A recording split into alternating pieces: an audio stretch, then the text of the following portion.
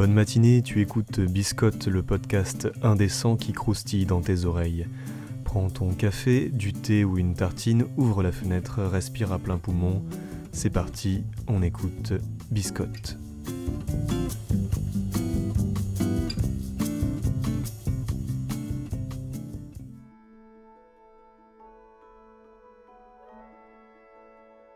Ils sont là dans les herbes tout autour de nous. C'est dans l'émerveillement enfantin qu'on les retrouve. Je pense ne pas être le seul à les avoir imaginés au détour d'un buisson entre deux pierres et à avoir pensé que ces grands papillons cachés dans les rayons du soleil étaient des fées déguisées pour sortir. Le petit peuple, si on écoute certains et partout, nous observe et nous parle. De Spiderwick aux oubliés, tous les médias ont utilisé ce support universel de l'imaginaire, et pour cause, le petit peuple est partout. Chaque culture a les siens, on pourrait presque d'ailleurs imaginer des luttes secrètes entre les léprechaunes et les lutins, les fées et les elfes de toutes les nations. D'ailleurs, n'ont-elles pas déjà travaillé en secret sur la toile de fond de nos guerres et de nos victoires ? L'existence du petit peuple repose sur la suggestion. Ils apparaissent à l'aube quand la lumière n'est pas encore exacte. Ils se glissent pour voler nos chaussettes. En bref, ce sont ceux qui mettent un peu de désordre dans la qualité logique de notre vie quotidienne. Ils sont l'incarnation d'un beau chaos merveilleux qui n'est pas totalement en roue libre. Ce monde a ses propres règles, certes souvent absurdes, mais il faut les respecter. Une coupe de lait pour remercier un lutin, un arc-en-ciel pour cacher de l'or, signe que l'homme a besoin d'un peu de stabilité, même dans les moments où il ne comprend plus rien. Mais ne faudrait-il pas au contraire se plonger entièrement dans ce monde magique, renoncer à notre raison et se faire enlever par les elfes ? Disposer de la promesse d'une vie éternelle, ailleurs, loin des revendications humaines ? De nos jours, le petit peuple se meurt, et par les deux revient à rejoindre la lutte écologique. De nouveaux dieux arrivent, nous dirait Gaiman, mais aussi d'autres membres du petit peuple, bien différents. Qu'est-ce qu'un mème, si ce n'est un lutin numérique ? Lui aussi a ses règles internes qu'il faut respecter au risque d'en être victime. Même dans nos sociétés modernes, la logique n'a pas de prise, surtout dans notre société moderne, en y repensant. Et ces infractuosités sont l'occasion pour le petit peuple de muter et de prendre d'autres formes. Alors regardez bien dans vos disques durs si quelqu'un n'a pas interverti de fichiers et veillez bien à nourrir les trolls, ils sont partout.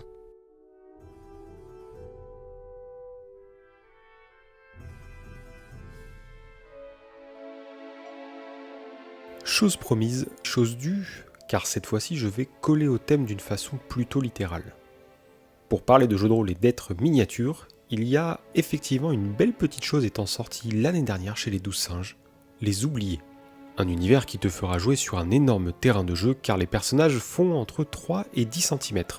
Et l'intégralité du monde connu, appelé Terra Incognita, réside dans la ville fictive de Saint-Jean-de-Castel située au sud du royaume de France, en pleine guerre de religion. On joue des êtres exilés d'Edenia, le monde des songes, qui s'est en grande partie fait dévorer par le néant.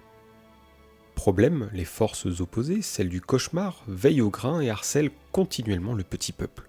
Ici, la monnaie réside principalement dans les fils de songe ou de cauchemar, c'est selon, que l'on dérobe aux géants lorsqu'ils dorment. Géants étant le nom que le petit peuple donne aux humains dont ils squattent allègrement leurs greniers, caves, toits et murs pour y installer les cités de leurs différentes tribus. Pour être plus précis, on y joue des oubliés, des personnes dont les ancêtres ont juré solennellement et magiquement de retrouver un passage vers Edenia avec une solution contre le néant. On est appelé par cette quête mystique via un sortilège ancien qui nous isole de facto du système des différentes tribus et royaumes du petit peuple.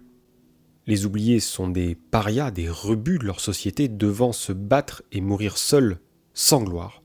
Et tout ça pour un peuple qui n'en a quasiment plus rien à faire. Car le petit peuple a tendance à vouloir aller de l'avant. Et si on ajoute à tout cela la dangerosité permanente de la Terra Incognita, les embrouilles entre races et tribus, les forces du cauchemar et le souvenir d'Edenia s'étiolant au fil des âges, la tâche des oubliés est véritablement titanesque.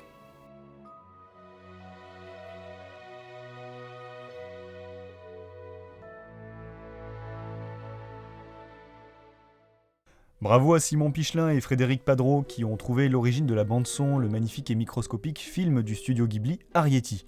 On y parle évidemment d'un peuple de petites gens, et oui, pour une fois, le quiz n'était pas tiré par les cheveux, j'ai réussi.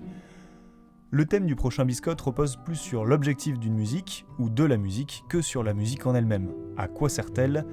Bon, je vous en ai déjà un peu trop dit pour deviner le prochain thème. Hop, allez, on écoute.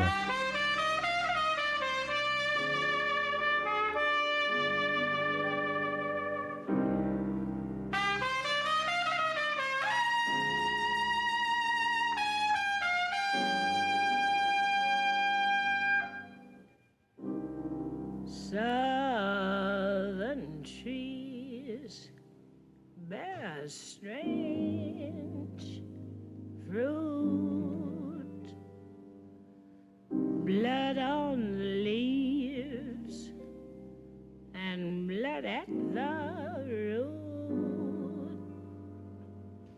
black bodies swinging in the southern breeze, strange fruit hanging from the poplar trees. C'est ainsi que se termine notre épisode de Biscotte, mais rassurez-vous, on revient très bientôt. En attendant, vous pouvez nous rejoindre sur les réseaux sociaux, Facebook, Instagram et Twitter. Biscotte est disponible également sur la plateforme Encore et bien d'autres plateformes de podcast, mais aussi sur YouTube. À très bientôt pour de croustillantes aventures.